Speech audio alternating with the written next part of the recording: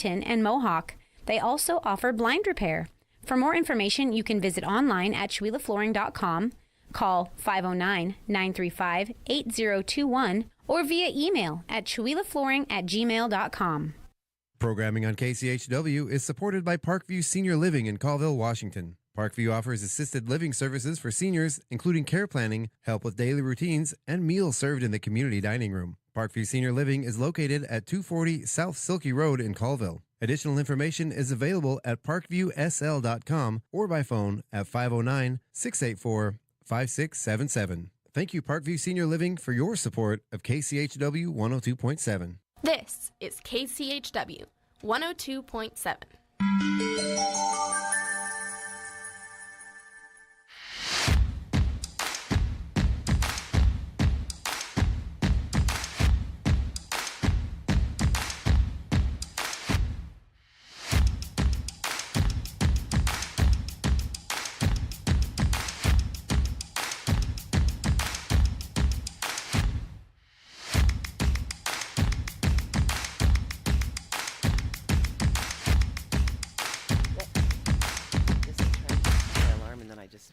Good morning. It's your KCHW Morning Show. It is Thursday, January 8th, 2026, and we are here with your KCHW Morning Show.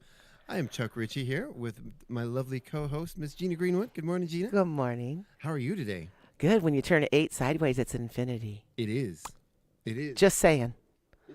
I just like to say that. It feels like we're already infinity days into 2026, doesn't it? It's been flying, hasn't it? It's been a month so far this year. I'm telling you. Strap on. Here we go. It's been a long 6 months this week. Oh my goodness. Kind of feels like it, doesn't it? Yes. Yeah. It's been the holidays, DAZE at times, right? Oh yeah. Yeah, it's beautiful, but yet it's also full throttle. It's been a busy time. It has. It's been a busy time. I'm actually kind of looking forward to getting back into the normal groove of things. Normal is setting on a dryer. Right. Okay. Getting back into a groove. How about that? Right. There you go. Yeah. You got to get in the groove, man. Get in the groove, Chuck. So did you have a good holiday? Yes. It was, well, it's always sacred, and then it's got bittersweet moments when you're missing the ones that aren't with you. But, you reach up to the sky and be grateful. Exactly. Well, I got to go see some family, and That's that was nice. My dad's not doing well, but we don't need to talk about that on the radio. But still. But yeah, I got to see my sister and my mom and my cousins and all my nieces and all that. So yeah, it was a good trip. We did our local yokel bonfire on Christmas Eve. 23 years now. 23 years. 23 years. Did you guys have a good turnout? Yes. It's a village thing, and then people that are in the village, up Cottonwood, Grouse Creek, right at the T. Yeah. And the Stevens, Bob and Shelley, thank you for hosting the pre-party. Oh. We get together and we get to meet our neighbors, new neighbors, old neighbor, different people that we haven't seen, and then we build a big fire right in the middle of the intersection. That's awesome. I love that. It's great. I love that. Yeah. Missed the snow though. I really missed the snow. I feel like if we did that in the intersection in front of our house, they would call the police. Right. Well, this is, village folk. Right. Yeah. And it's like a really large intersection, Grouse Creek, Cottonwood, and so it's just what we do. And people know. And so they park off to the side and we gather and play some holiday cheer music and dance around and have a little fun. I love that. Outdoors, which I really love. I love that. Oh, yeah. I think Christmas Eve I was cooking and making treats and staying up all night and not getting any sleep and Santa Claus doing the usual thing, the reindeer Santa something. Oh yeah, it's fun. It is. Let's go ahead and get into things here. Let's take a look at the weather. So today we have a high of 36 degrees. We got some cloudy skies early on the day, and then it's going to be actually a little sunny this afternoon. Oh, good. And then 25 degrees overnight with partly cloudy skies. I like that 25 degrees in the winter. That's a good temperature to me. And the sunshine always is lovely. Although it does, I wish it wouldn't. I wish it would stay a little bit below that freezing point during the day and not get all slushy, and maybe we might get some snow that would stick around. That would be nice. It would be nice. I would like to have seen about a foot of snow on the ground by now. No, I miss the snow. I mean, we have a skiff of it now, but we do. But it's not the same. Not the same. Stomping through the snow. I had to scrape my windshield this morning, and it was like that that sort of not quite snow, not quite ice. It was just kind of like just kind of like wasn't really snowing last night. It was kind of like those little ice, like it icicles was snowing falling. really, really strongly up in Summit Valley area because my friend was driving an elder to the store. Yeah. And she said, it's coming down. And then when she came home, we talked again. She lives over not very far from town. And where I'm at, right, which is very close to here, there's hardly any snow. So it's so interesting, like different sections, even in town. Oh, yeah. She had snow, like coming down with large, like medium, flakes. Yeah. And it was just like a tiny little flutter. I was in Spokane last week, and I kept, there was not a drop of snow anywhere. And I kept seeing cars come in that were covered in 6 inches of snow, and the snow's falling off them as they're going down the road. I'm like, where are those guys coming from? The mountains. Right? Maybe we'll get it. So it's good that 49 opened. It is, yes. Yes, that's incredible. They need more snow. Thank you for bringing that up, because I forgot to mention, this is our weather and mountain condition report brought to you by 49 Degrees North Mountain Resort. All right. Sometimes I forget to say that. Well, I just think it's wonderful. I know the skiers were hoping it would be open earlier, and I'm just, again, we need some snow, more snow. We do. So anyone out there that knows anybody or has any pull up there, let's go ahead and get the rest of the snow coming down. That's right. Snow dance. We need it. Less rain, more snow, please. That's right. Yeah. All right, so let's go ahead and move on with the weather. 37 and 28 on Friday with cloudy skies. Then mostly cloudy skies on Saturday. Might see a little bit of sun peeking through here and there with a high of 39 degrees, a low of 31 overnight. Then 39 and 33 on Sunday with cloudy skies, about a 24% chance of maybe a little bit of snow on Sunday. Okay. Then on Monday, 42 for the high, 36 overnight. Again, a 24% chance of a mix of rain or snow. Not really sure what it's going to be. It says snow here, but it's not getting below freezing, so we'll see. Then on Tuesday of next week, 45 for the high, 35 overnight with mostly cloudy skies, and looking about the same on Wednesday with 43 for the high, 33 overnight. And I'm not going to watch it. It's a video here, but we are experiencing some record high temperatures right now for the season. Well, yeah. Not just for the day, but just for this week. It's just high temps. Yeah, really high temperatures. We're having highs. Looks like 1, 2, 3, 4, 5 days in a row with highs in the 40s in January. That's just the planet is shifting. Mother Earth's saying stuff unheard of. Sometimes I feel like it's trying to shake us off. Oh, yeah, well. That is absolutely true, but we won't get into that. Yeah, I wouldn't say I'd blame it, but all right, so let's go ahead and go on up to the higher elevations here. We've got 13 inches of snow at the base of the mountain, 22 inches at the top. 2 inches of new snow have come down in the last 12 hours up there. Okay, good. With, again, about 4 inches in the last 48 hours. Up at the summit, there was 3 inches of new snow last night. So Nice. 4 inches of new snow in the last 24 hours, 8 inches in the last 48.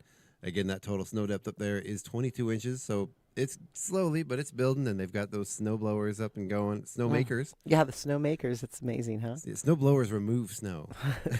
But yeah, they've been working. They've been working really Isn't hard. that amazing they can actually make snow? It really is. I know. It really is. I know the weather Think about conditions have to be right, and I know, but still, but yeah, pretty remarkable. Oh yeah. Well, I know. Not last year, because last year was a great ski season up there.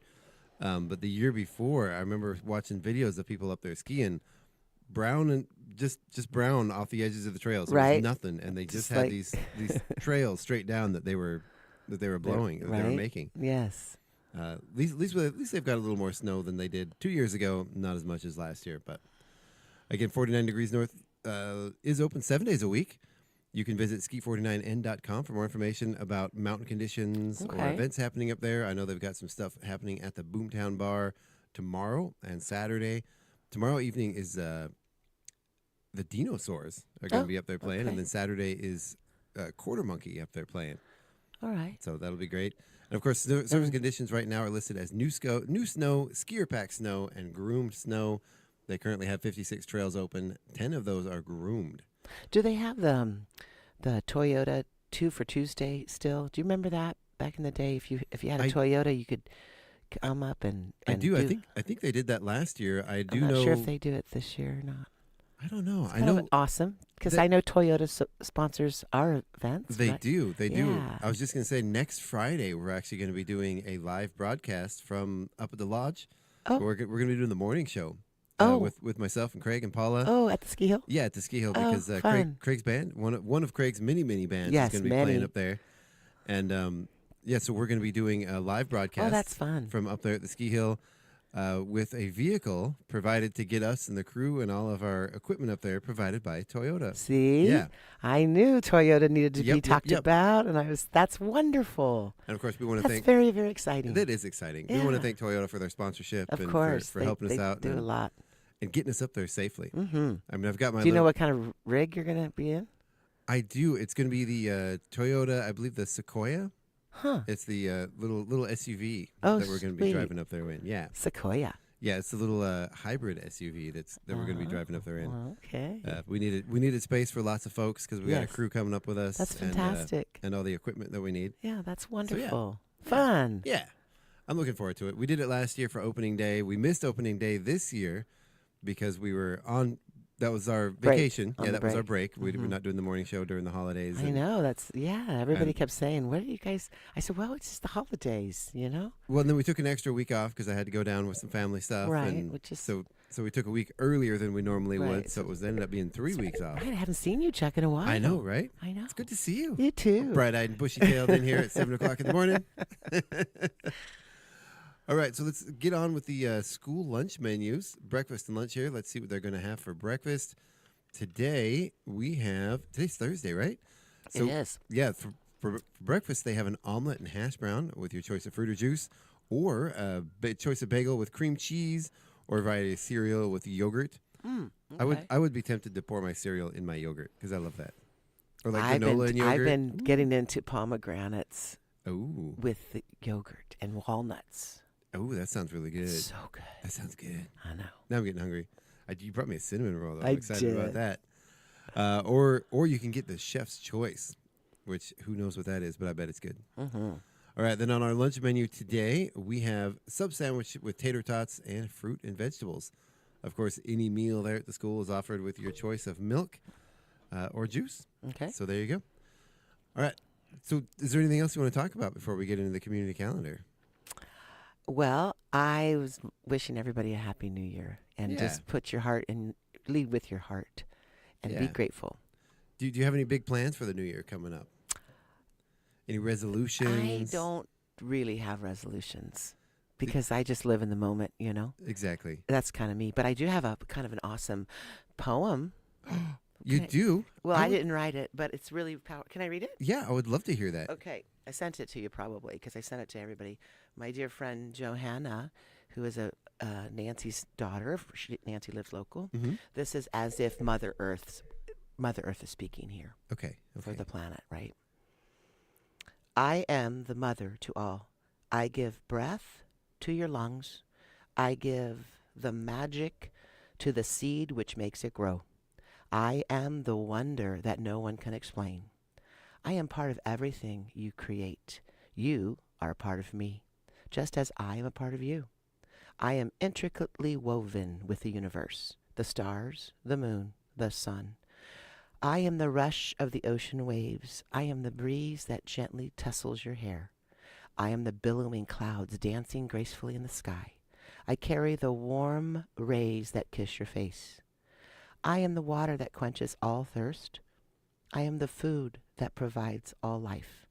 I am a billion different species, creating the experiences called life. I am the beauty that feeds your soul, not just your eyes. No one truly owns parts of me, for I belong to everyone equally. I am the one true home for every being, from before, from here and now, for the rest of eternity. Mother Earth. Wow. That was beautiful. my New Year's energy I sent to many people. Yeah, I did Yeah, get your it's text. pretty. Yeah, it It's was pretty gorgeous. powerful. Yeah. Yeah. So there you go. That was great. Yeah. Good way to start off our morning. I with know. poetry. Oh, I Yeah. love that. Yeah. I love that. Wow. Thank you, Gina. You're welcome. All right. Well, let's go ahead and get into the community calendar here, which can be found at Chewila.events. If you're out there trying to figure out what's happening around town, just go online and put in Chewila.events, and you'll find our community calendar here. Of course, this is a calendar put together it started with the Creative District and the Chamber of Commerce, and now we've got a whole slew of that's partners fantastic. and everybody taking part of it. Yeah, that's great. Yeah, collaborative. It is. It is. It's really nice to have that one place where everybody can go. You can add your own submissions if you have an event coming up or something. Yeah, exactly. Or your organization, you can put it in the community calendar for everyone to see. There we go. All right. So today at the St. Mary Rosary Parish Hall at 502 East Main Avenue, we have Diaper Distribution Day. I have some more information about that here. Maybe. Oh, no, I don't. Okay. Well, I know they have different sizes. They have pull-ups available for the older toddlers. Expectant moms are allowed. Grandparents are allowed to go get it. Absolutely. They also have wipes available. That's great. It's a really phenomenal service they do over at the St. Mary of the Rosary Parish Hall at 502 East Main Avenue in Chewelah. Again, that's happening from 10 a.m. to 11:30. And then the Chewelah Food Bank is open from 10 a.m. to 2 p.m. They're back open on their normal hours after some switching the times around for the holidays all fell on Thursday. Yeah, all of our holidays fell on a Thursday this year. They did, I know. So they are back up and running at their normal time from 10 a.m. to 2 p.m. at the Chewelah Senior Citizen Center at 302 East Main Avenue. And this is an interesting one. So at the library, this is called Podcraft. So what they're doing is they're encouraging you to put your phones away and go to the library. There you go. How about that idea? They're going to be playing some popular, highly rated podcasts. And you bring your own craft supplies and just hang out at the library and make something. When is this? That's happening from today from 11 a.m. to noon. Oh. And I'm not sure if they're going to continue doing this as a regular thing, but I know that is happening today from 11 to noon at the library. Nice. So that actually sounds like a lot of fun, kind of relaxing. Listen to a podcast, do that knitting project you're working on. Right. So they choose the podcast that's probably shared. Yeah. I think they're just gonna be playing it over their speaker system and listen to the podcast and you bring your own craft project, or they probably have something there too. They might. But that's a creative idea. It is. I love it. Yeah. I love it. Oh yeah. All right, then Craig Meyer karaoke. Oh wait, I skipped over a big one. Today, Art Walk. Yep, first Thursday Art Walk happening from 5 to 8 p.m. Yes, and the Trails End are celebrating their 10-year anniversary. 10 years. 10 years. It's fantastic. Did you have Tim on yesterday? We did not. No. Okay. No, I had another meeting I had to be at. But right. I know over there is Melissa Cole and Barbara Safronic. Right. And then this new artist, the brewery is owned by new owners. Yeah. Right. So you can just get the independent. Did you meet him? No, I haven't met him yet. Okay, so there's a watercolorist, and it's the first Thursday, of course, tonight. It's really a good write-up in the Independent. I've never met this person or heard of her, but she does still life. She likes to take like objects of our usual life. Yeah. Right, and then she captures like how light will come through just regular bottles and different things. You can see her piece right here on the front of the paper. Tracy Spain. Okay, yeah. Okay, yeah. I don't know her, but a big shout out to the 10-year anniversary. Yeah, oh that's my gosh, incredible. Yes, incredible, really and truly. I can't imagine. I mean, it's like unbelievable, right? Is it 10 years of the art gallery or 10 years of the art 10 walk? 10 years of the art, I think, celebrating the Trails End. Okay. God, we should have had him on yesterday. So it says 10th anniversary celebration of the Trails End Gallery with, of course, Melissa Cole and Barbara Stefanik. Then we've got Becky Goforth at the Yale Press and Tracy Spain at the Quartzsite Brewery. Yeah. Outstanding. 10-year anniversary. Woohoo. Outstanding. That's awesome. That is awesome. Congratulations, Tim, and the Trails End and Nondis and everybody over there. Yeah, and then go to the brewery and meet the new owners. Yeah. And they have Lola's little food truck is going to be serving up some little tasty treats. Some and Nina and Joe are just having a blast. Oh my I've been eating so much Thai food. Oh, I know. I just love it. 5 times since I know, and it's just so lovely because they're incredibly beautiful people, and the food is love. It's just great. I'm just so happy for them in our community. We really needed some variety in the food. Yeah, my son just made pho yesterday. Oh, nice. He is a great pho maker. I love pho. Oh, I know. That is good. It's so good, and he does an incredible job. So Nina and Joe, congratulations for your success. That's awesome. So it's tonight, right? Thursday. She's Thursday, Friday, And Thursday, Friday, Saturday, Sunday now. I know. I did hear that. Unfortunately, we did lose the barbecue, which Right. is unfortunate. His food was so good. So good. But yeah. But we've got Thai food. That's and right. Jack is still there running the bar. Yep, So, he sure is. So yeah, we still get to see Jack's smiling face around. For sure. So and then what I really want to say is that the folks that did an incredible job for the free delivery of the holiday meals, right? That was incredible. So Nicole, Albie, and then all these different businesses, Westhoff, let's see. I don't have them all recited, but it was so great. So you ordered up what you want. They had Monica's from the Buttermilk Kitchen, Excavation, and it's right here. I ordered. It was fun. Oh, good. How was it? It was great. We had choices of chicken fried steak, either that, right? Yeah. Or soup, mac and cheese. Nice. Right? So 400 meals were served. Wow. So they delivered in the local community. That's awesome. So awesome. And so, yeah, there's so many people. There are pictures in the paper here. They ran it out of the American Legion, right? It's just so sweet for our community. And that is great. It is great. And so if you lived out of town, you could order and then come pick it up at the Legion. Yeah. Right? Or probably eat it there as well. But so many businesses. Okay, so here we go.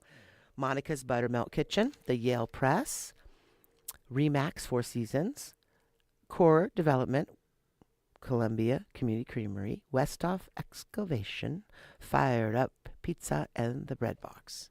Very cool. And so those folks all came together, which I really appreciate. It was very touching. Oh yeah, that's awesome. The Christmas tree labyrinth was amazing. Yes. Thank you for that and all the effort. We need to talk about how I can help to take it apart.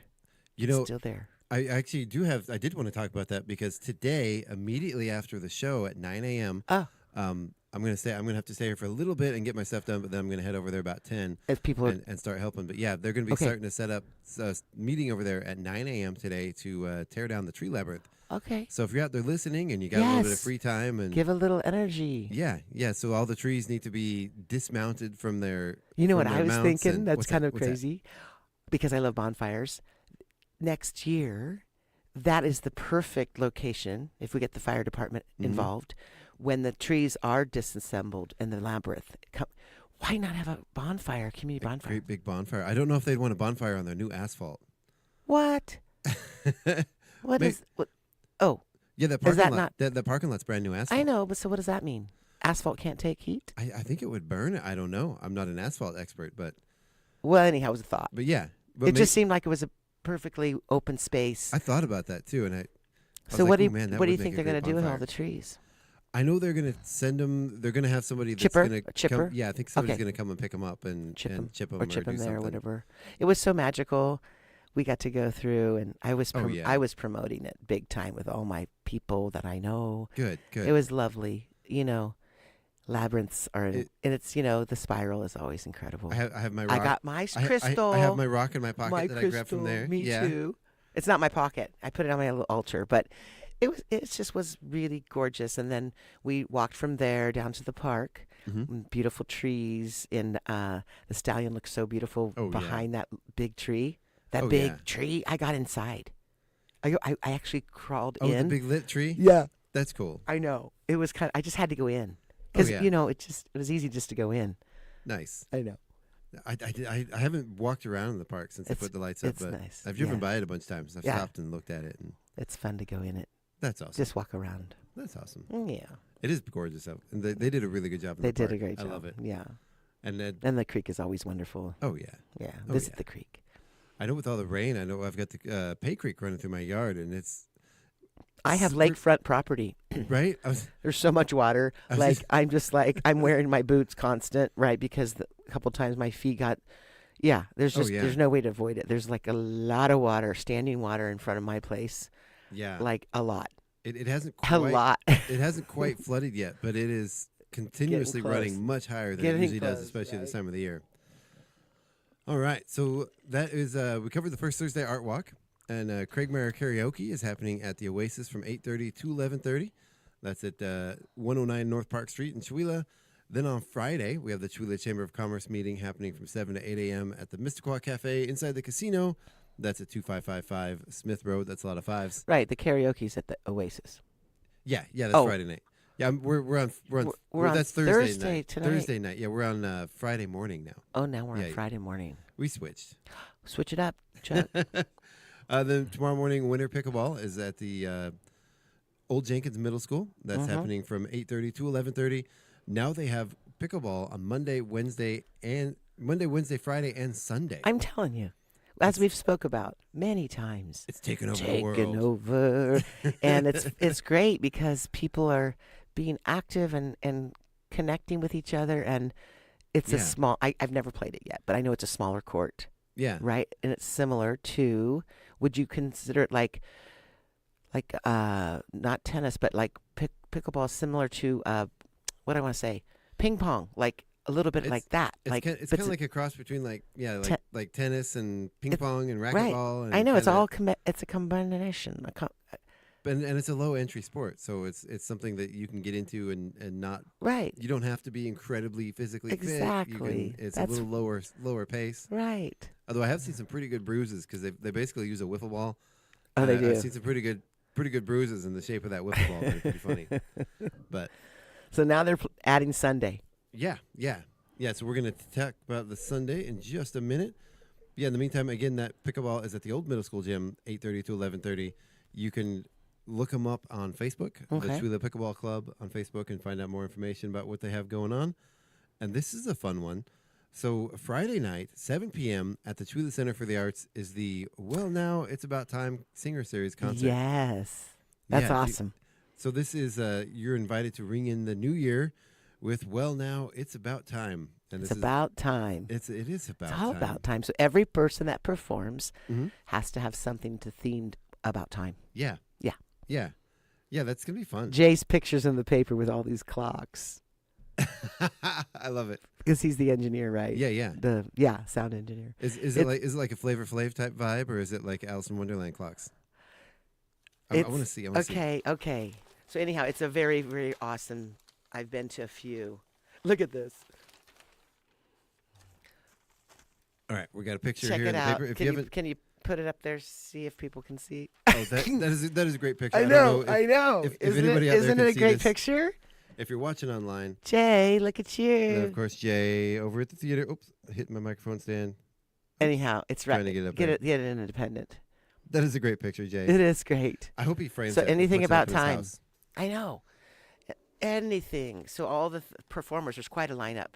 Yeah. That's tomorrow night. Does it have who's singing in the paper there? It does. If you want, if yes, it does. I do, because I have a little synopsis of it here, but I don't have the list of who's singing. Okay, so let's see. We have, of course, Nothing to Lose Productions, right? That's who's sponsoring. It's hard to see here. Okay. Do you have enough light over there? A little bit. Callie Tilla will sing Time After Time. Tiffany Warren will sing If I Could Turn Back Time. Time in a Bottle will be sung by Dave Johnstone. And Bill Tiderman will bring us Does Anyone Really Know What Time It Is?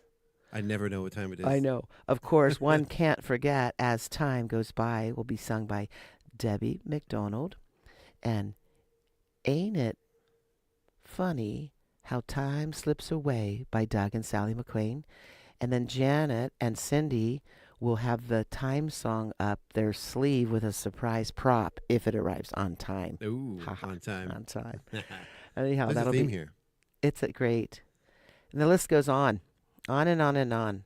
All the proceeds benefit the continued renovation of the center, and your ticket includes a sweet and savory table of treats as well as a non-alcohol beverage, but wine and beer may be purchased at the event.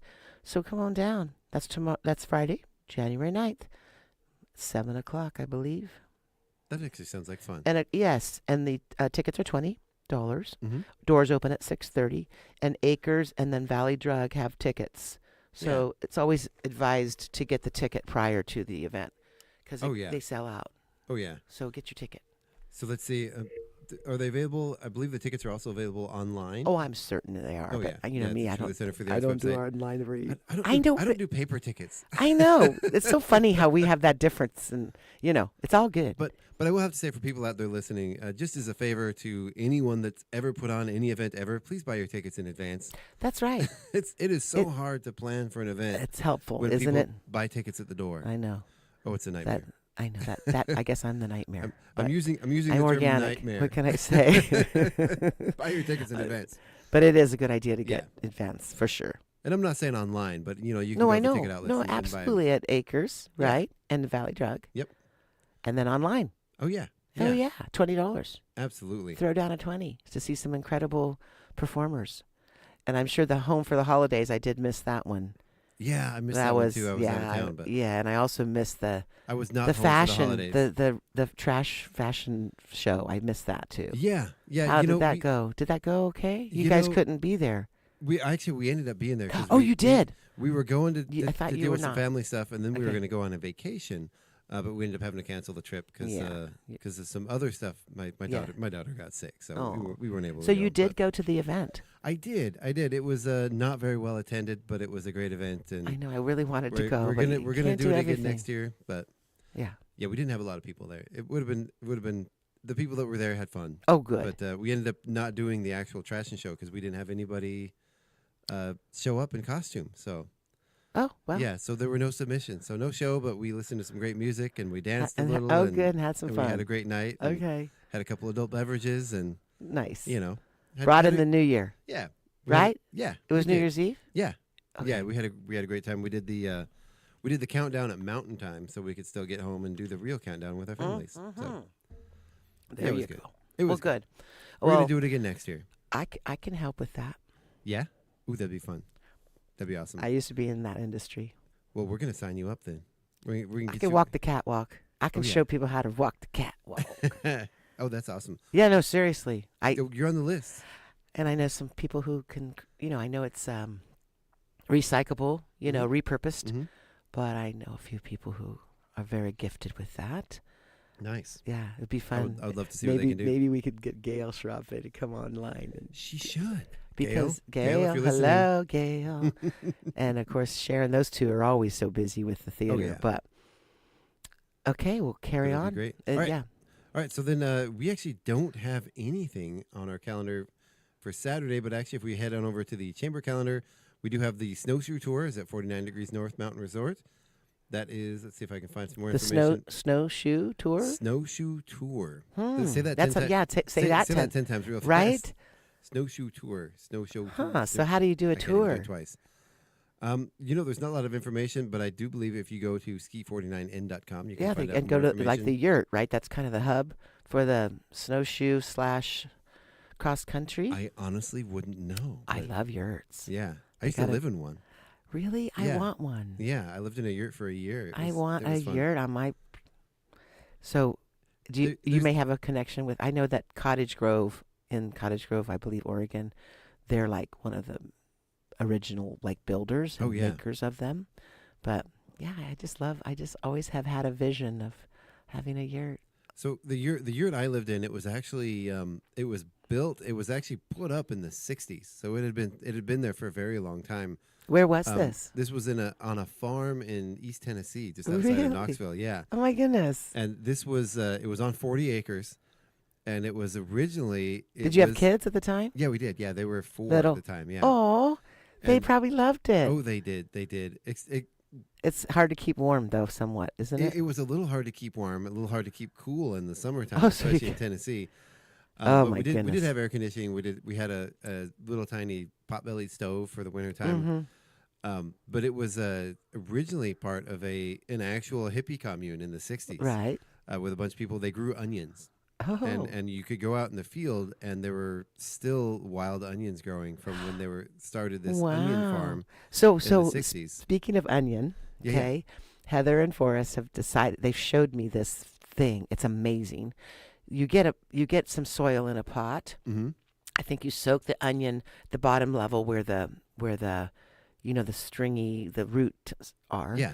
And then you cut the tops.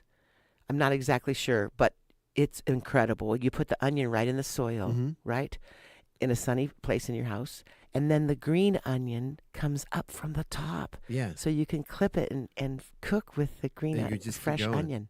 Fresh green onion. Yeah. Oh, Comes yeah. right up because you cut the tops off and the roots go down to the soil. I think you soak them overnight, I Yeah. believe. And then you put them in a a planter Mm-hmm. all together. So it looks fun, right? yeah. It's like that, like cells or something, like round little. And then they just keep growing out the top of the onion, and you can just use fresh green onion Oh, yeah. Isn't that an incredible idea? I need to get my garden back up and going. We had chives that grew for years. We had our little chive bed, and that's what you do. You just go out and just kind of pick them off when you need them. But this is like incredible. Like you can take an actual onion from anywhere, for the grocery store, even anywhere, Yeah. and you can sprout them up as green onion. Oh yeah, I love that. And it looks really very creative and inviting.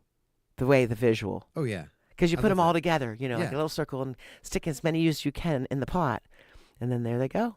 I So love the it. green shoots come out.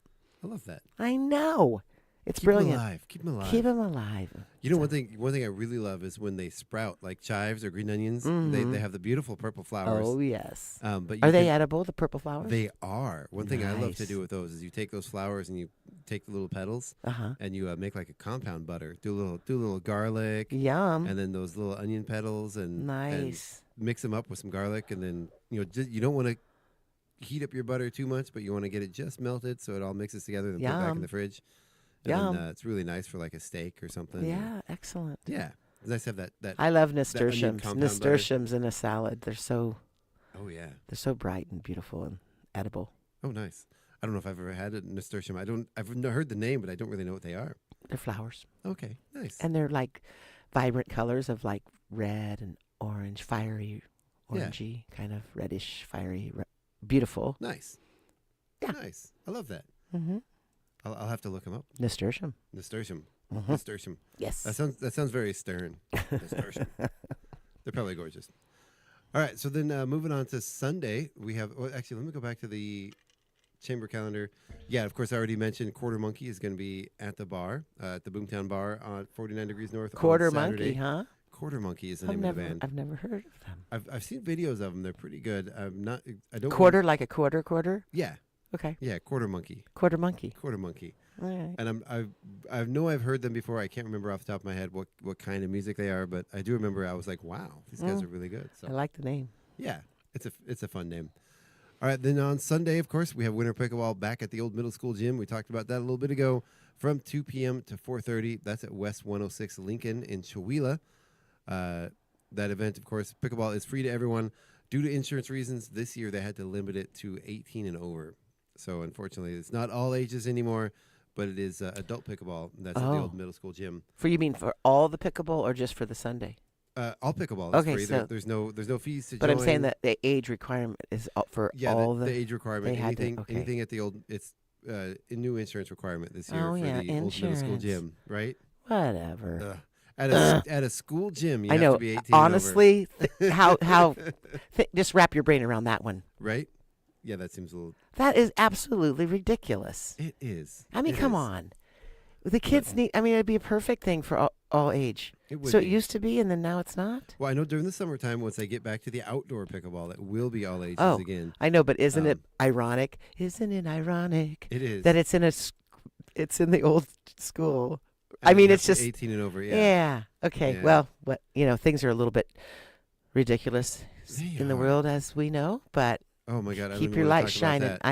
I know. Like I said, Keep it's your been, light it's been a shining. long 6 months this week. Oh my goodness. There's a lot of stuff going on. Mhm. All right, and the All Ages Blues and Brews Jam is Yes. happening at Fire Yes, Pizza that's from 4 to 8 always p.m. so fun. Oh yeah, hosted by the So Dinosaurs, fun. and that has just been growing and growing. And It's so growing. fun. It I is. promote that too within my little circle. Oh yeah. I mean, it's awesome.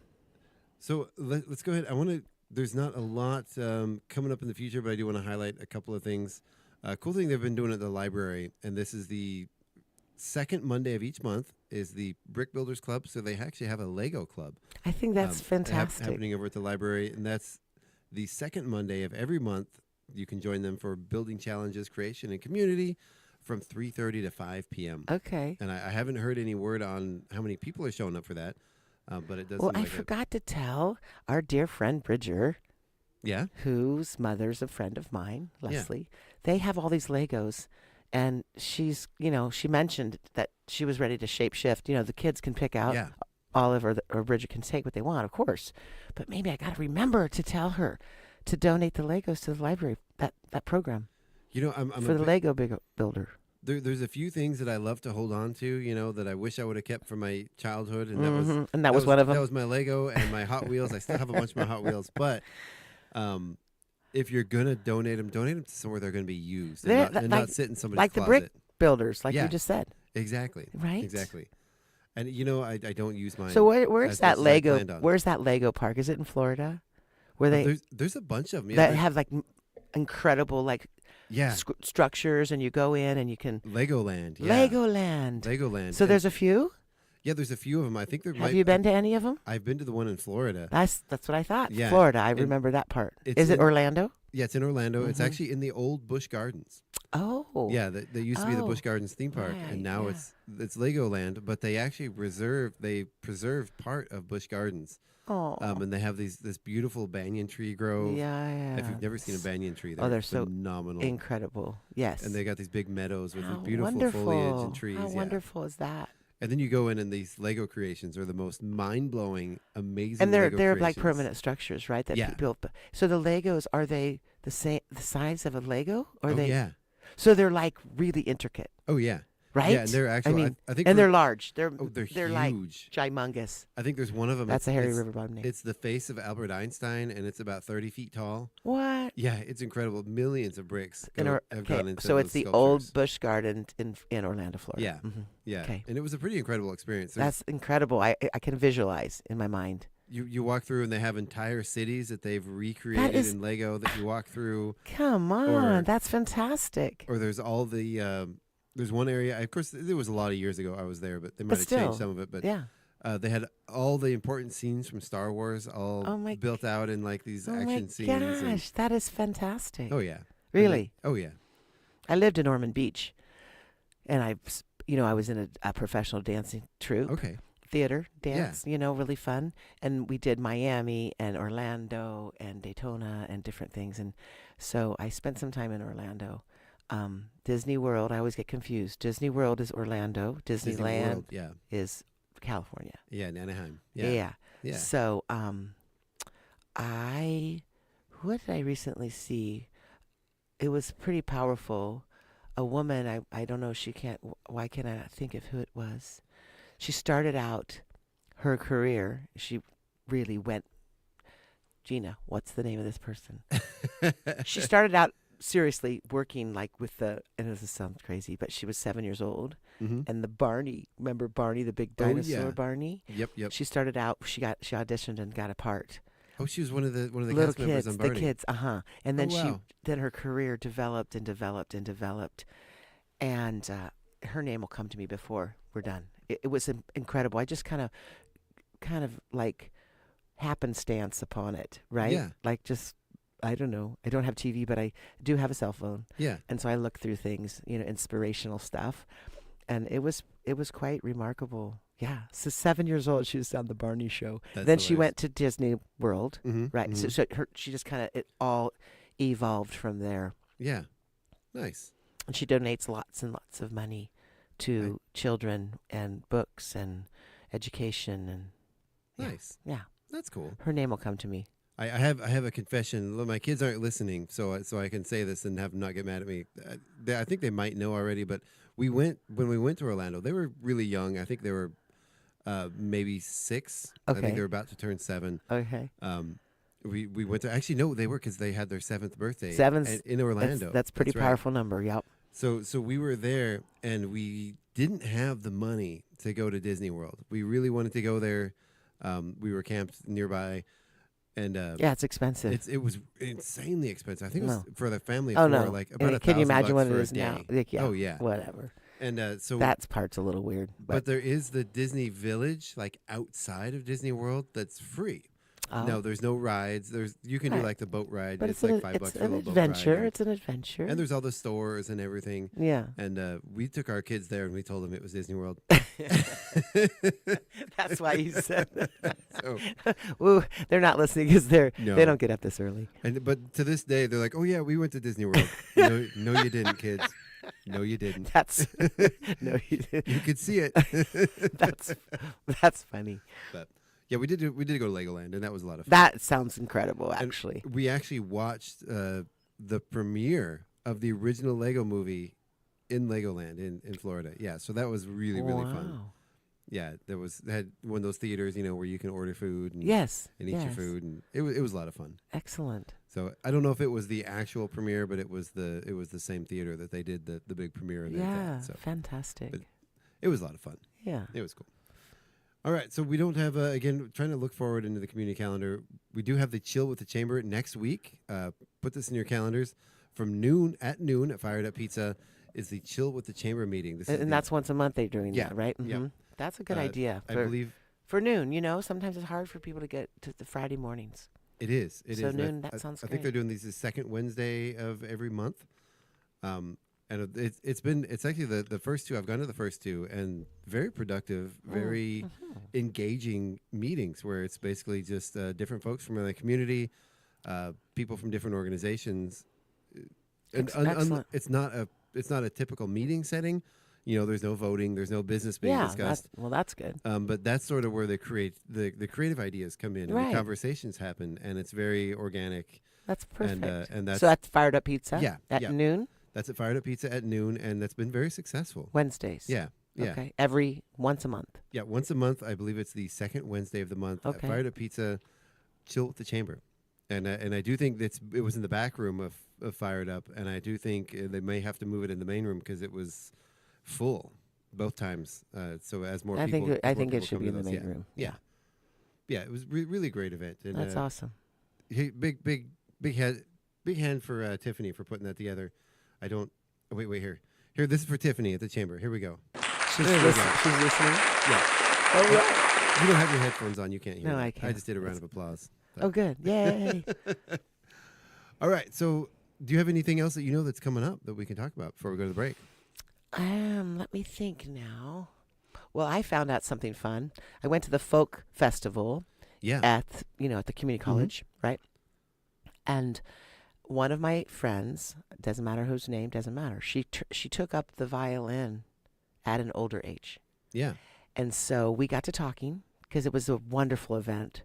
If you haven't ever been, you guys, Folk Fest, Spokane Community College, it's incredible. Yeah. All these different ethnic dance groups. The Stevens County Stompers were there. Yes. I saw them. And all these beautiful, Japanese drums. These kids, oh my gosh, it's incredible. And it's the, what's the school? Mukugawa in Spokane. Yes, I've heard of that. Yes, school, yeah. so that is the hub of the Japan. Powerful. Oh yeah. But then they have these really awesome. They have vendors, but then they have these people get together. They jam it's the Lair Auditorium. Yeah.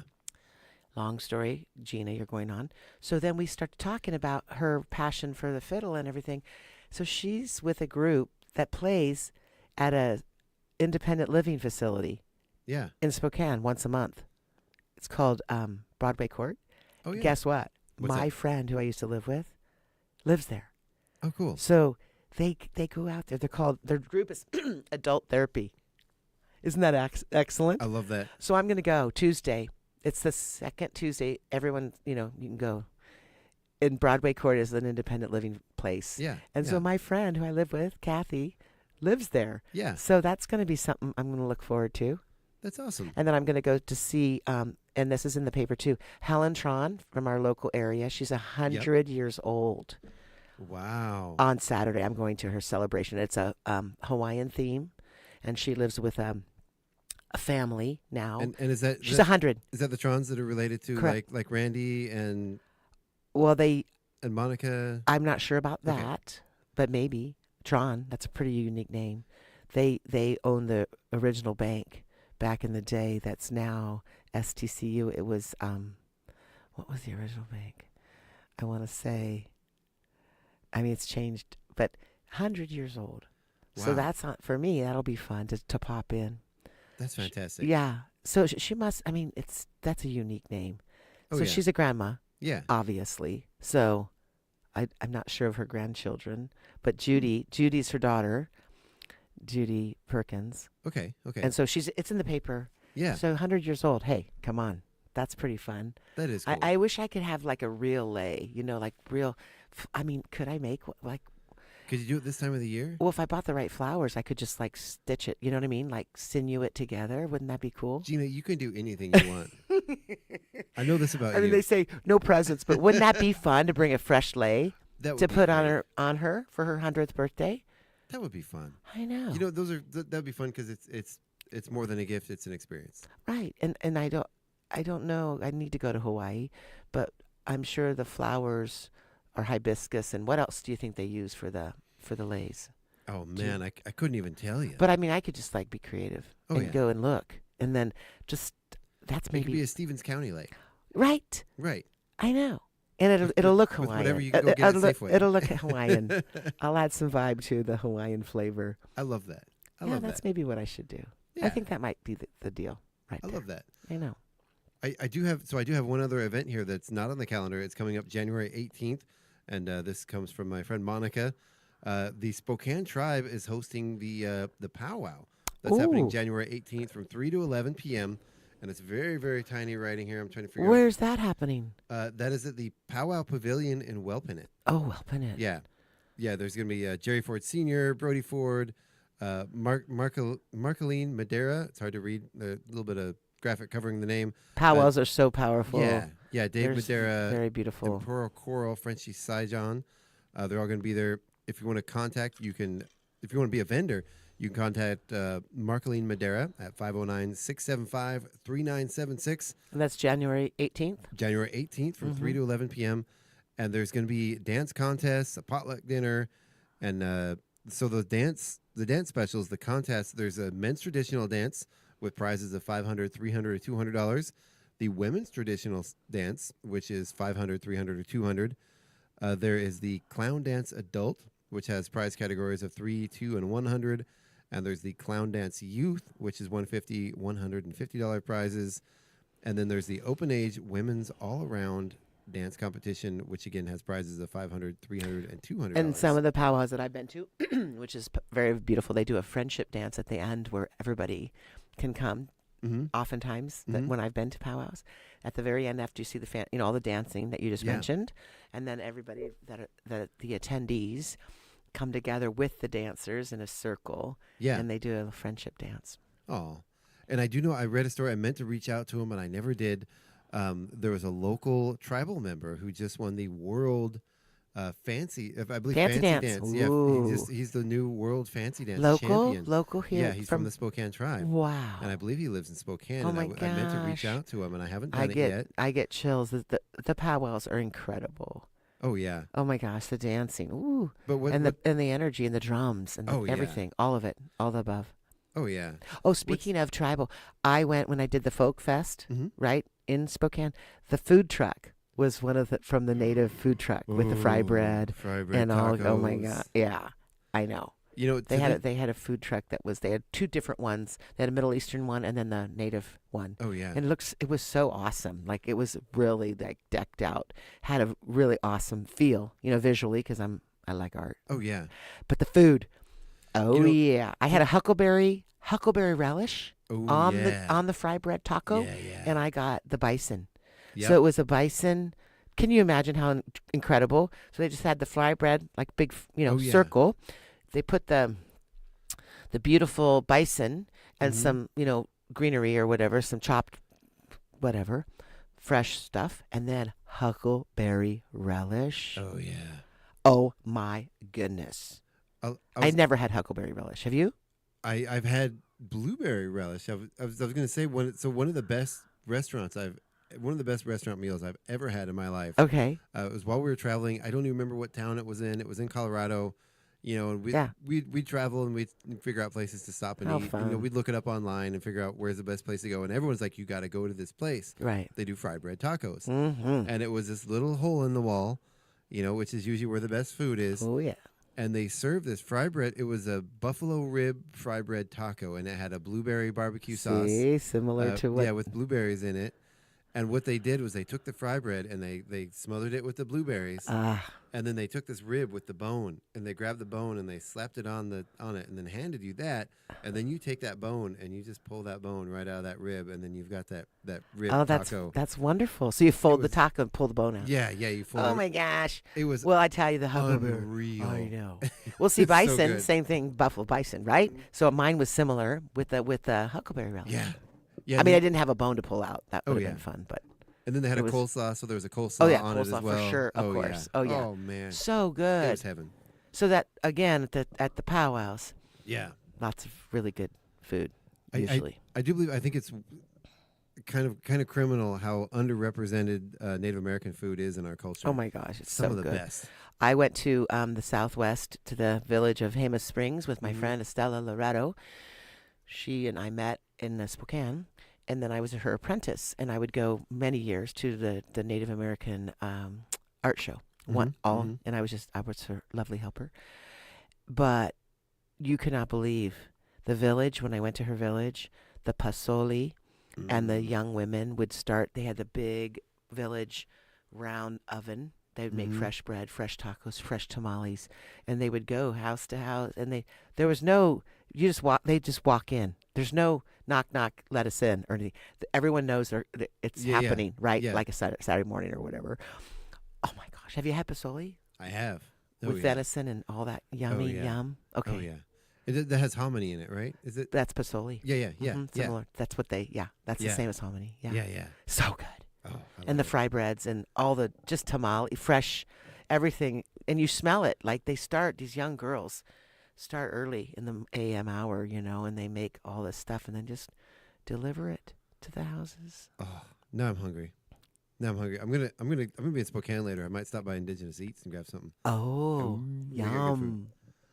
All right, so we're gonna go ahead. We're gonna take our break. We're Okay. gonna listen to some news. We're gonna thank our sponsors, and we'll be right back after the break We'll with be some fun back. stuff, and we'll talk about it. We'll talk about that in a little bit. That's right. But first, again, let's thank our sponsors and thank you for listening to KCHW 102.7 Northern Lights Public Radio. We'll be right back. Don't go anywhere. Okay. To be continued.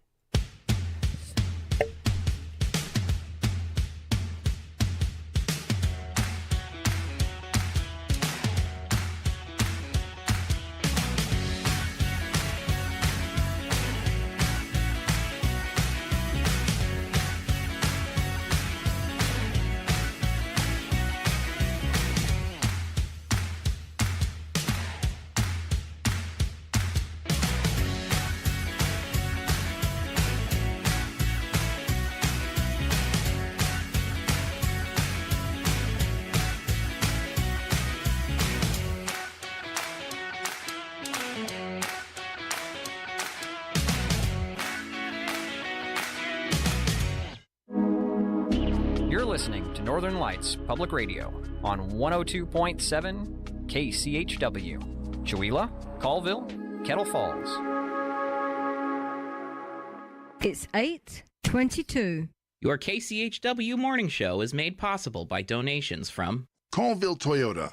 Colville Toyota, located at 160 West 3rd Avenue in Colville, offers new and used vehicle sales and service. Vehicle sales is open 8:30 a.m. till 7 p.m. Monday through Saturday, with a Toyota Express Maintenance Center open 7:30 a.m. till 6 p.m. Monday through Friday. More information on Colville Toyota's vehicle inventory and services is available at colvilletoyota.com. A small-town dealership with a big heart.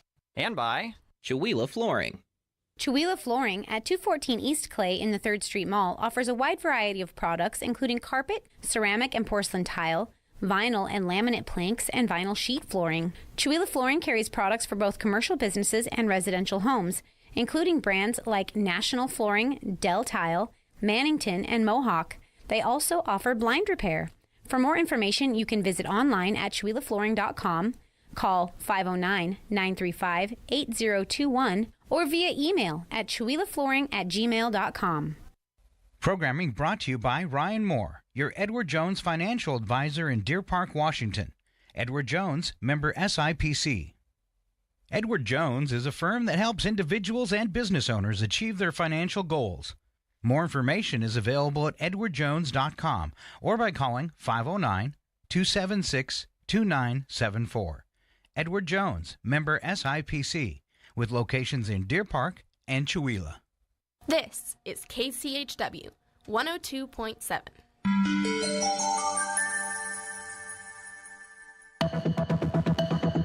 The Public News Service Joy Newscast, January the 8th, 2026. I'm Mike Clifford.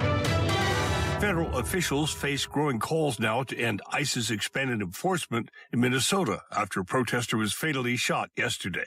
Our Mike Moen reports community activists say they remain committed to pursuing accountability, but the consistent fear is having an effect. The Department of Homeland Security says a woman was shot and killed by an ICE agent in Minneapolis after her vehicle blocked a street where immigration enforcement was occurring. The agency labeled the woman's action as domestic terrorism, adding that the officer who fired acted in self-defense. But city leaders say bystander videos show otherwise. Hugh Dew of the Minnesota Immigrant Rights Action Committee, or MIRAC, says this makes a bad situation worse. It's a very harsh and scary reality that we're in right now. Dew says community volunteers and support organizations will continue training neighbors worried about ICE activity about their rights while providing other support. But she acknowledges the vast resources the federal government has set aside for boosting deportations. Earlier this week, DHS announced it was deploying an additional 2,000 federal officers to the Twin Cities.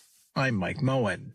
Next from CNN, new U.S. dietary guidelines released Wednesday echo past advice, but also include nods to Secretary Robert F. Kennedy Jr.'s Make America Healthy Again movement, urging Americans to prioritize protein and healthy fats and limit their consumption of ultra-processed foods and added sugar. Kennedy said during a White House briefing Wednesday, "My message is clear, eat real food." CNN notes the latest update includes images of an inverted pyramid that puts meats, cheese, and vegetables in the widest part at the top, flipping a long-standing visual of the American diet.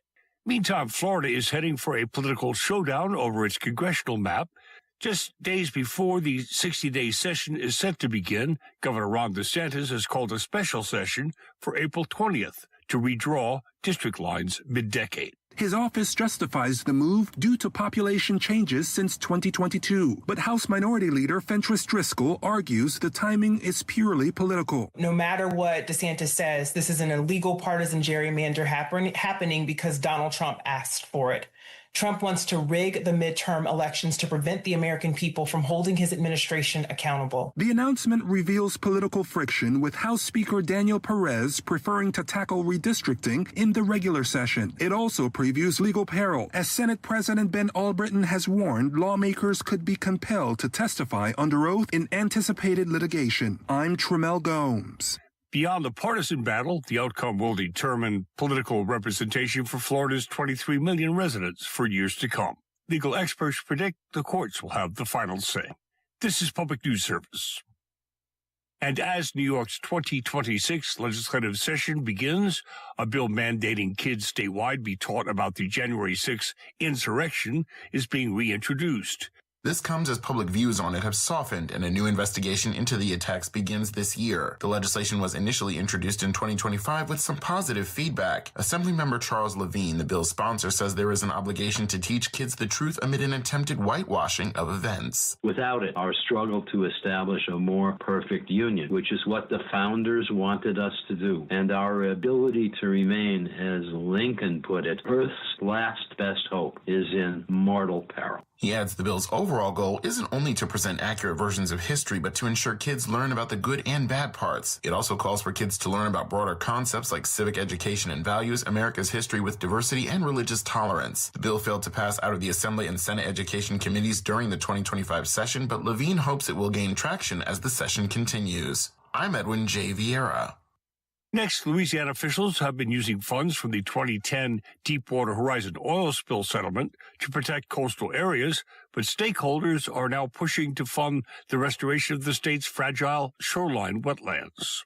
Officials with the state's Coastal Protection and Restoration Authority are currently developing plans for fiscal 2027 that will include barrier island restorations. Charles Sutcliffe is a resilience advisor for the National Wildlife Federation. He says wetlands are disappearing at an alarming rate. We'll never have as much coastline as we do today. The statistics change here and there, but the overall trajectory of loss and increasing storm risk remains the same. Sutcliffe says the state is moving away from sediment diversion projects as outlined in the state's 50-year coastal master plan and is shifting funds toward restoring land bridges in coastal barrier islands. The authority is sponsoring a series of public meetings and will accept public comments on the plan through February 17th at coastal.la.gov. Mark Richardson reporting.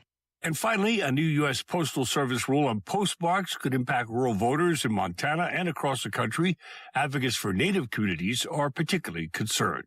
Instead of postmarking mail the day it's received by local post offices, the postmark will now reflect the date it reaches a regional processing facility. Keaton Sunchild is with Western Native Voice, a Montana nonprofit that addresses issues affecting Indigenous people. He says it could now take another day or two to process mail-in ballots. Every vote counts, and if we are all of a sudden changing the rules and changing the goalposts mid-go, that just leads to a little bit of confusion and potentially a lot of misvotes. USPS says it's doing this to cut costs and improve efficiency. I'm Laura Hatch, reporting. This is by Clifford for Public News Service, member and listener supported. You can find our trust indicators at publicnewsservice.org.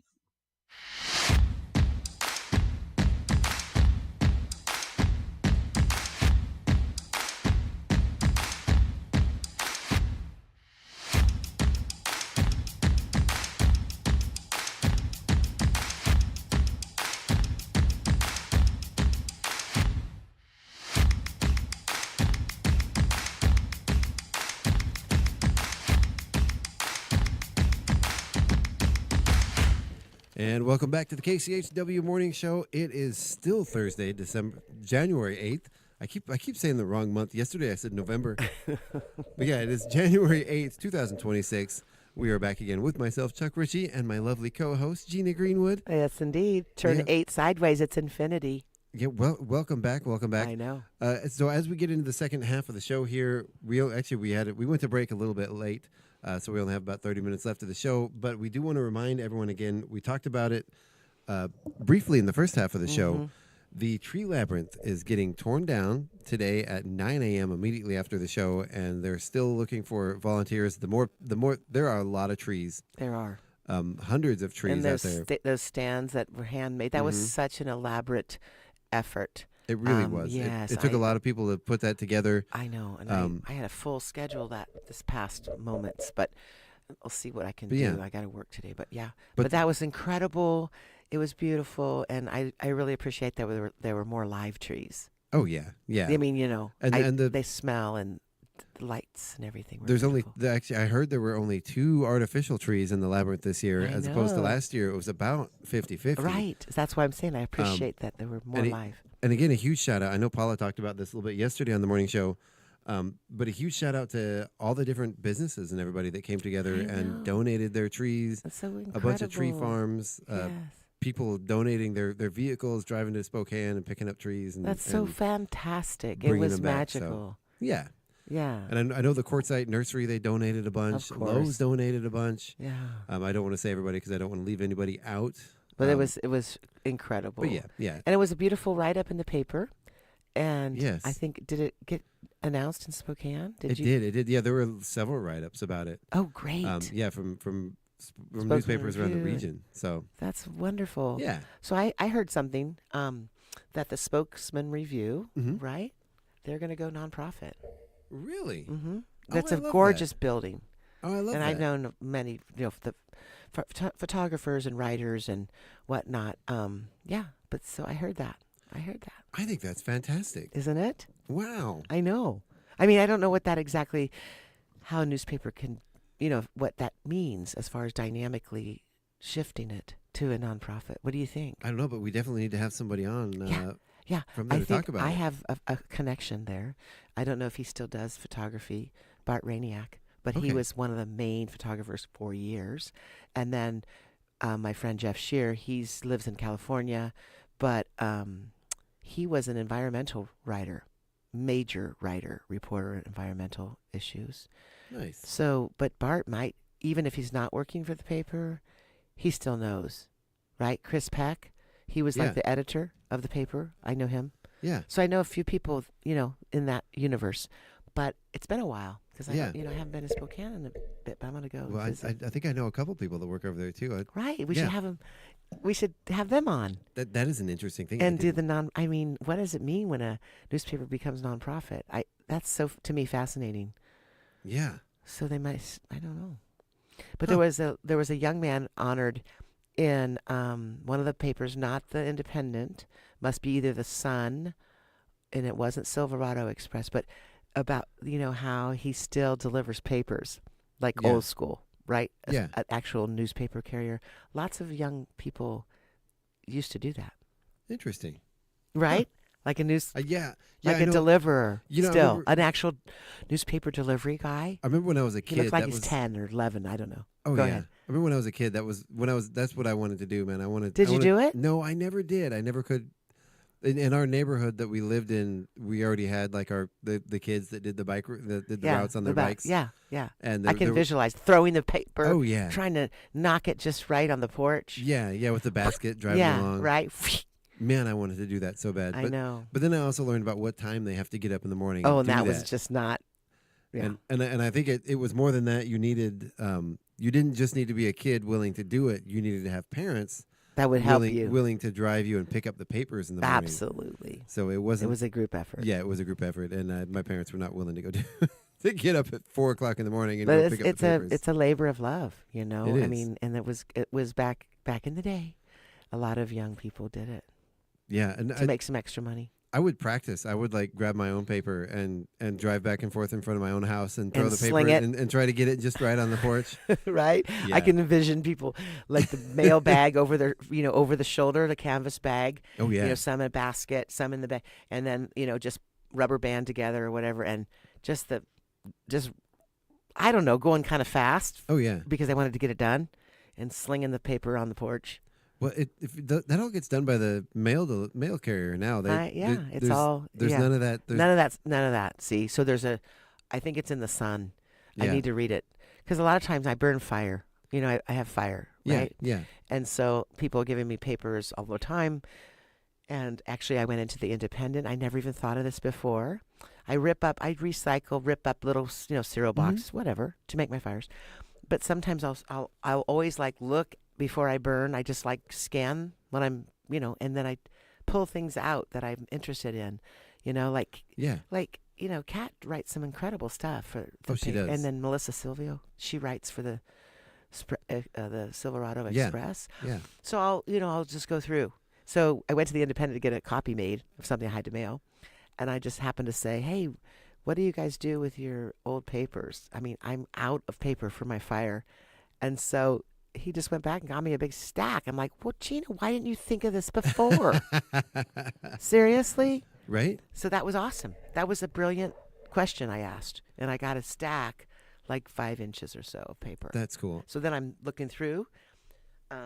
That's not the little young man that's being honored. I think that's in the Sun. But, there's amazing stuff in our local papers. Yeah. So read them. Absolutely. And the Monthly's also a great publication. Oh, yeah. North Columbia Monthly. It is. It really is. So there's speaking of starting fires, there was my mother-in-law used to do this. And when she passed away, we found thousands of these around her house.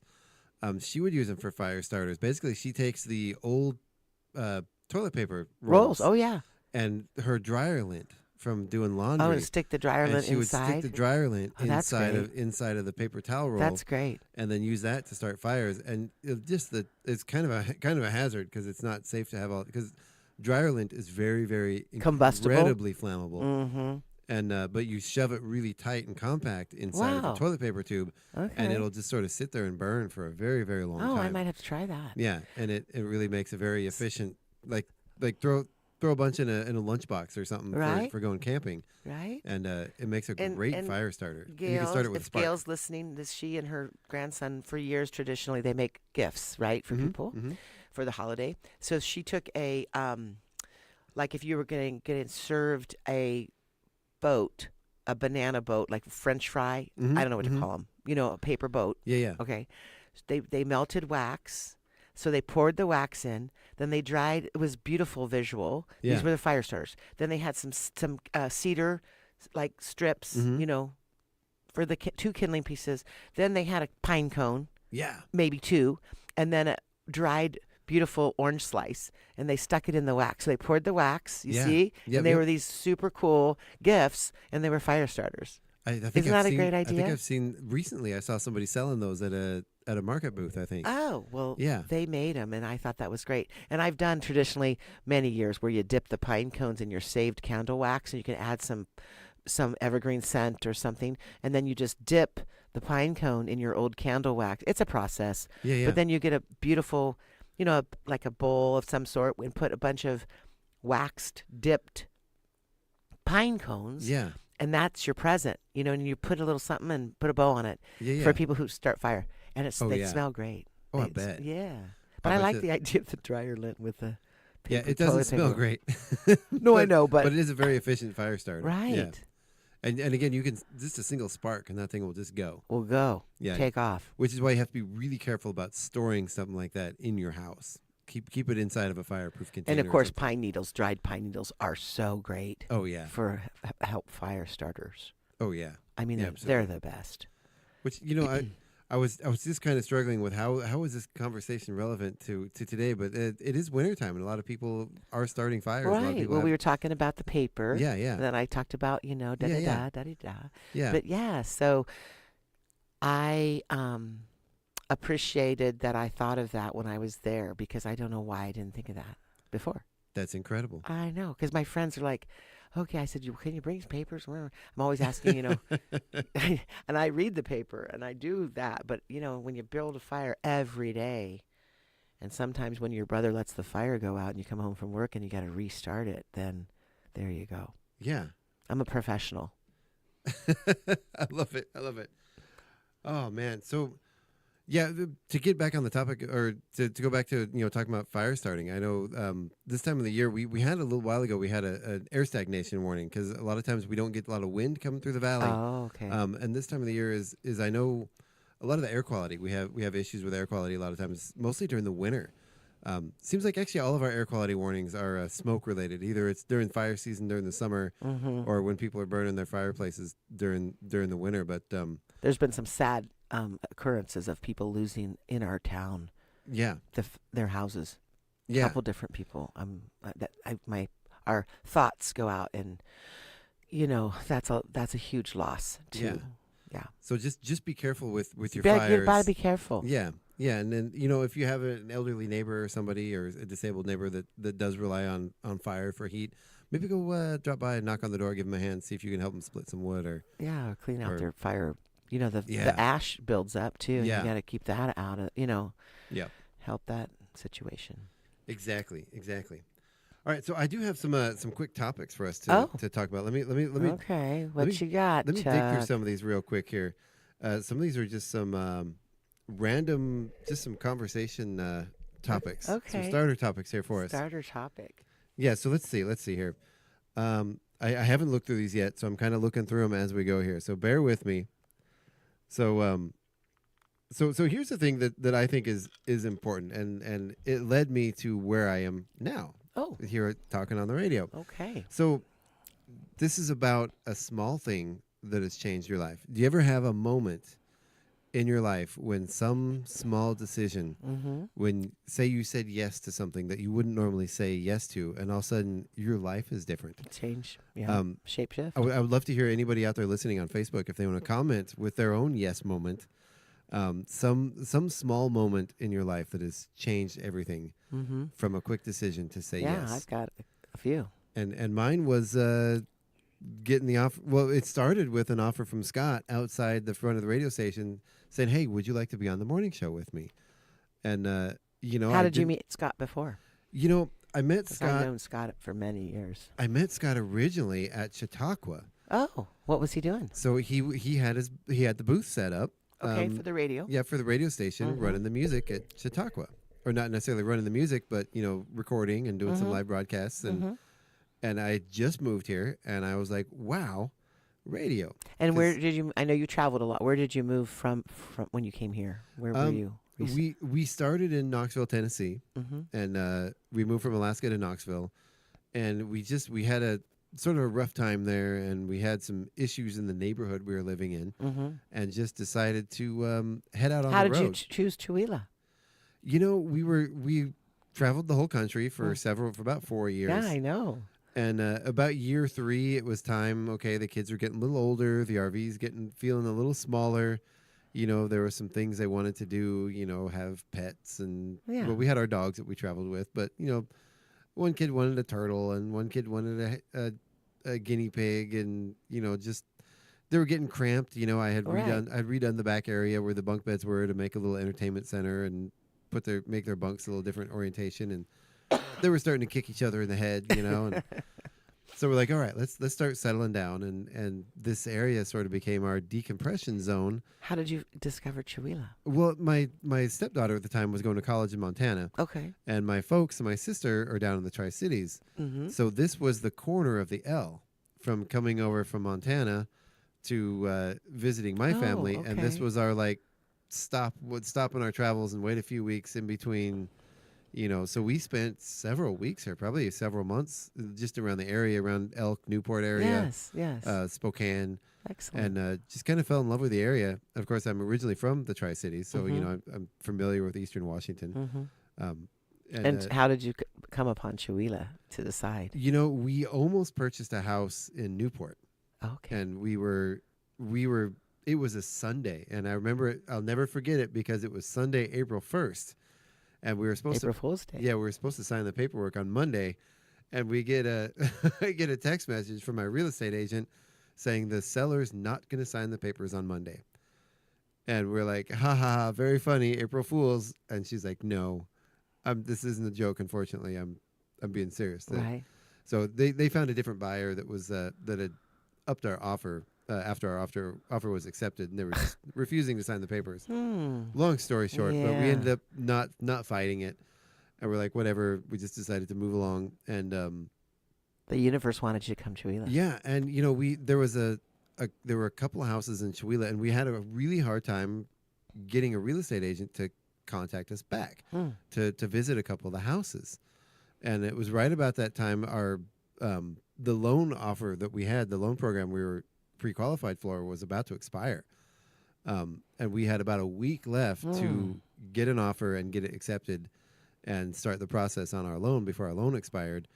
And finally our real estate agent said, hey, this house you wanted to look at 2 months ago, they finally called me back. Do you want to go take a look at in Chihuahua? Do you want to go take a look at this house? And we stepped in our house, we stepped in the yard, and my wife and I looked at each other before we even went inside the house. Said, this is it. And said, we'll take it. Oh. You know, and we didn't the energy negotiate. was just right. The house was kind of a wreck. It was a rental for 20 years and a fixer-upper. But it was the yard and the property and the creek and everything running through the yard that sold us, So which turned out to be a mosquito factory, but that's a different story. And so then, so then you met Scott right through Chautauqua. Yeah. And then he said, hey, you want to do the radio show? Well, you know, I met him at Chautauqua, and then we actually rented the space next door for my wife's office originally before we started the makerspace. Yeah. So I'd gotten to know Scott. We renovated her office space and spent quite a bit of time around the building. And Scott and I would have great conversations just standing out in front of the radio station. Of course, you know, being an 80s kid, well, I was born in the 70s, but, you know, a kid growing up in the 80s, radio was everything. Right, you know? Exactly. And I got to meet Scott, you know, and it was like, wow, you know, a guy who runs a radio station, that's incredible. And we became friends, and then he wanted me to be on the morning show with him. And so we did. And from there, a few years later, you know, Scott was heading off to Maine. Yeah, and here you are. And I was actually injured at the time. I was in a wheelchair for about a year. I was temporarily paralyzed. And I wasn't able to take it then. They didn't offer it to me because they knew I wasn't, you know, able to do it. But then, you know, we all know Michelle, who thank goodness for Michelle, because she kept the radio station alive for a year when Scott left. She couldn't do it anymore. So they contacted me and said, hey, you know, Michelle's leaving. Do you want to take over the radio station? And, you know, I did it. I figured it was a big decision. I didn't want to do it without talking with my wife. So I went home and I talked to my wife about it, and she's like, "You said yes, right?" And I'm like, "Okay, I'll call him back." And I said yes. Oh, and that's I had a great story. no idea what I was doing. That's a great story. I did take some FM broadcasting classes in college, but not a clue what I was doing. Well, now you know what you're doing. Yeah. Yeah, and I'll never forget where I was that day when I got that phone call. Oh. I was actually in Tracy's studio getting a tattoo. Okay. And then Scott called me, and I was like, "Oh, what's Scott wondering about?" So I was in the middle of getting a tattoo when Scott called me and offered me the show. So wow, full so circle. Yeah. That's fantastic. Or not offered me the show, offered me the whole station. But that's great. it's been the best yes I've ever said. Oh. And definitely a life changer. Excellent. So, and what about you? Do you have a good yes moment? Yes, I do. I bet you have a bunch of them. I have one that led me here. Mm-hmm. I was very ambitious as a young woman, and I ran some health clubs in Ohio, and I ended up with an opportunity to come to Spokane. I had 4 days to decide. 4 days. I had no idea where Spokane was. Really? And serious. Where'd you say you started out at? Ohio. Vic Tanny Health Industry. Health. They were very great. Yeah. And I was very young, still in high school when because I had lots of dance background and used to be super fit, because I did all that stuff. And then I got the opportunity to come here, Spokane. Mm-hmm. But I only had 4 days to decide. I was 19. Yeah. So I had three clubs that were going under, and the opportunity came, and I had to make a decision, and I had no idea where Spokane was. I said, yes, I'll do it. And I had to fib about my age because I had lots of people that worked under me. Yeah. So I had to tell people I was 26, which back then, I could pull that off, no problem at all. And then I met David. Very cool. Govey Dare. Said his studio, of course, is in Chewelah up in Cottonwood and Great Will Studio, and the rest is history. That's incredible. And I lived in a hotel for like 4 months, and I worked and worked and worked and worked. Oh, yeah. But I turned him around. I certainly did. Oh, yeah. And so then I met David. When was this? When did you move here? I graduated at 81, 82, 3, something like that. Okay. I've been here for a while. I think it's funny you say that about fibbing about your age. I had to fib. I had to, because I had people older than me that would, if they knew I was 19, then one of the craziest things, they threw a birthday party for me at the Rocking Horse Saloon, my staff, and I wasn't even 21. This is a true story. Mm-hmm. I'm like, oh my gosh, they're gonna find. And so the birthday was at the restaurant part, and then there was live music in the bar. Yeah. Right. So I'm sweating. I'm like, I'm not 21, right? Yeah. So what they did was they just carried me. You know how you do like a mosh pit? Yeah, yeah. They're like, happy birthday. They're thinking I was like 27 or something like that. And they just carried me right through. And I got in. Nobody I was up in the air with these. Yeah, it was kind of a theatrical moment. But I didn't get busted then. So Good. I know. It's funny you mention that because you look back at old like 80s yearbooks and stuff. And everybody in the 80s looked like they were in their 30s. I know. It's like how was it something in the environment that I don't know, made but people age? I'm not sure, but or was it all the makeup and hair? Big hair. Oh man, Lord. I know my sister in the 80s. She her nickname, and keep in mind this is the 80s when the everybody real had 80s. big hair. Yeah. Her nickname was in school was Big Hair. Big Hair. Yeah, they called her Big Hair. Yeah. And we had this outline. She's your older sister? Yeah, my older sister. So we had an outline on our bathroom door we had a clean spot in the shape of her head with the rest of it like covered in hairspray and it was Aquanet, Oh my gosh. She would literally buy the Aquanet by the case. So you mean you had the door to your bathroom was like a silhouette of her hair drawn onto the door? And it was a silhouette and all of, And then around the silhouette was like textured like with Aquanet and different whatever. Yeah. Oh my gosh, that's hilarious. Dust and cat hair and whatever else would get stuck in it. And so your parents, they let this creativity happen. That's awesome. That's awesome. Well, what she would do is she would stand in the mornings getting ready, after getting out of the shower and everything, and it was hot, so she would open the bathroom door and then stand in front of the open bathroom door, and she couldn't she couldn't stand in that small bathroom with all that Aquanet and be able to breathe. Yeah. So she had to open the door and then contaminate hence the rest the door, of the house. right? Oh my gosh. And yeah, there was That's literally hilarious. the shape of her head in the door. And when we moved out, they actually had to replace the door because they tried scrubbing it. They tried scrubbing all the Aquanet off, and years of 4 or 5 years of buildup of that Aquanet. It just but who thought of the destroyed silhouette? So you actually, who drew the silhouette of the hair? no, it was just naturally occurring. It was wasn't natural. drawn. Oh, I get you. It was happened. her. Okay, now I get it. Okay, it was from just the overspray. Okay, got it. Okay, that's funny. Yeah, no, it was funny. It was layer upon layer upon layer of every morning. 4 hours a day it took her to get ready for school. She would get up at like 3 or 4 in the morning. 4 hours. Well, probably not. For a special occasion, was it would take her about 3 or 4 hours. She was decked out to go to school. Every day. Every day. Every day. She would spend hours in that bathroom every single day. And I'd get up and I'd take my 5-minute shower and off you went. And throw my clothes on and go to school with my eyes half open. Yep. That's wild. That's funny. Yeah, so it was fun. Aquanet. Oh my gosh, I haven't heard that name. I can visualize the can. Oh yeah. I mean, I can see, those were like, horrible stuff. Breathing that stuff. Wild. Oh yeah. And they would go they'd go to Costco and buy it by the case. And I remember because the underneath in our bathroom because my parents only one sister. Only one sister. Mm-hmm. My parents had their bathroom and me and my sister shared the bathroom. Mm-hmm. And until I got about middle school, then we had in a garage that they remodeled into another little living room space, and they added a second bathroom, which I took over because I was not sharing a bathroom with my sister anymore. No. And it was. Yeah, so the underneath the counter was like my sister's hair stuff. And it was a bunch of it. That's all it was my the whole bathroom. And once I took over my own bathroom, that bathroom became my sister's hair room, and that was all that was in there. And wow. it was crazy. So how is her hair now?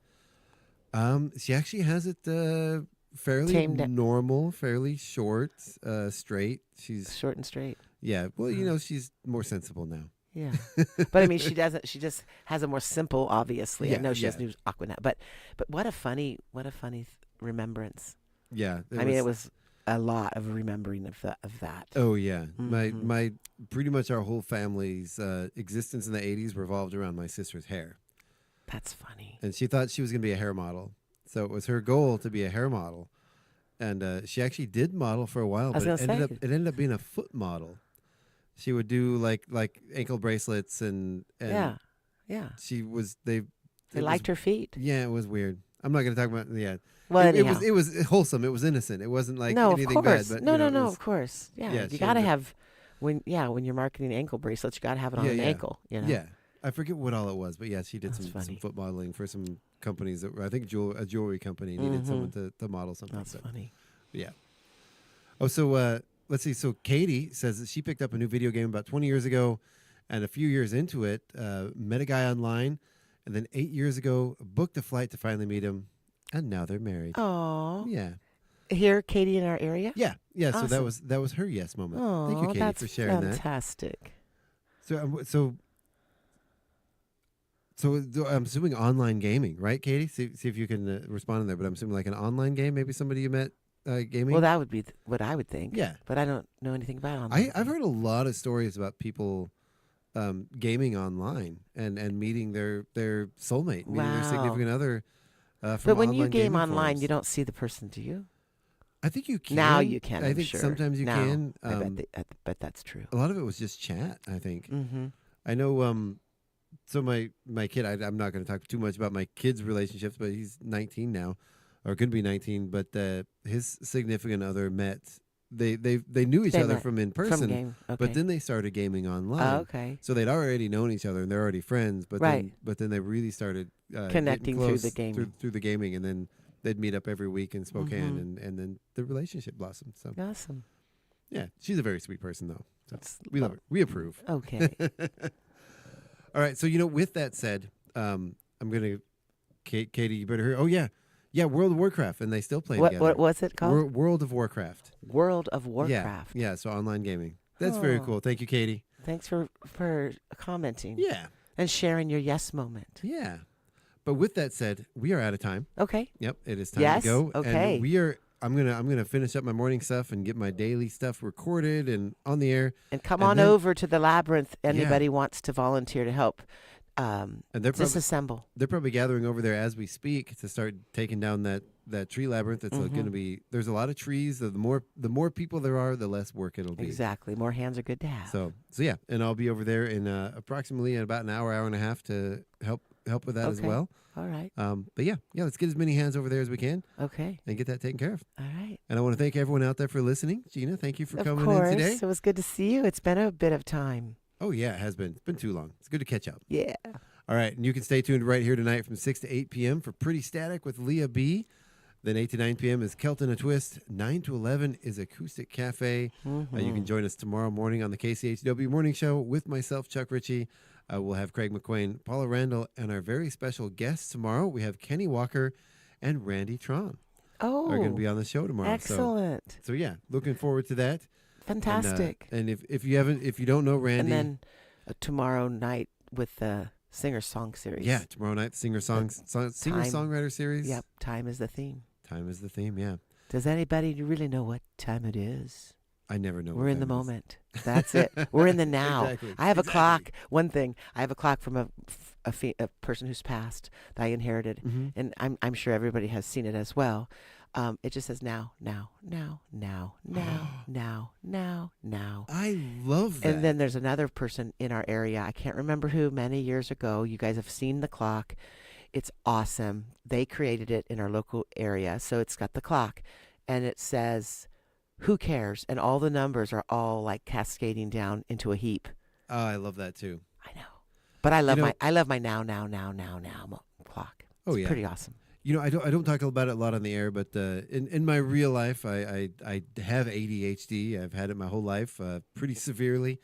But it's one of the struggles with people with ADHD is time. It's time. Because we don't generally, our bodies, our internal clock, our brains don't really recognize time. Exactly. Whatever mechanism are in, whatever mechanism comes standard with humans is defective in us, and we have two times. We have now and not now. There you go. And not now is something that has a hard time entering our brains because we are stuck in now. Right. And if it's not happening now, we don't think about it. Well, object impermanence. Exactly. And so, interestingly enough, real quick, I was Spokane Woman magazine. There was a Journal of Business. My friend started it. Amazing. And then I was going to college, and he had hired me to do ad design, right? And I said, well, okay, because I have art background or whatever. Yeah. So I every single client, I said, I'm on Indian time because I do have some native, right? And so I would say, don't expect me to be early. Like that's, what people think, that ambitious people, no offense to anyone that believes this. I always just said, I'm usually running a little bit late, a little bit. Yeah. And so many people over the years, when I was doing their ads and everything, they were like, thank you. If we just needed that extra 10 minutes, that you're not in the waiting room 10 minutes early, giving me pressure, you know what I mean? Because I'd have to talk to the boss, or whoever. And so I always just said to my clients, I tend to run on Indian time, is what I would say. I'm a little bit, shy of being exactly on time. There's a lot of people that have if you're not 15 minutes early, you're late philosophy. That puts a lot of pressure. A lot of stress on the other people that you're showing up for 15 minutes That's what I early learned for. in my life. Please stop doing that. I mean, when I taught classes and things, I had to be there on time. Of course, to start a class that you say you're going to, that's different. But like just in my, like when I was doing sales and things like that, and they appreciated it. It was so interesting. It became our little joke, Well, if I'm doing something like a party or an event and you show up 15 minutes early, I'm putting you to work because I'm not going to be ready yet. Right. I know. And my manager at the Woman magazine, she was a trip. They almost didn't hire me because I had this really professional. I'll never forget. It was like this purple silk dress, and really together. But I had these gypsy earrings, and she goes, "Well, I'm not sure." She says to my friend who owned the magazine, right? Because she interviewed me. Yeah. I'm not sure about the gypsy earrings, but she seems like she's all right. and then we became good friends. We hired no hippies right here. But everything else looked, professional. It was just the gypsy earrings that threw her off a little. Right on. All All right. Well, that does it for well, us. It was fun. Thank you guys so much for listening. Yeah. Thank you, Gina. This has been your KCHW Morning Show Yep. right here on KCHW 102.7, your Northern Lights Public Radio. Have a great day. Say goodbye, everybody. Be enjoy. Be enjoy. That was fun. It was.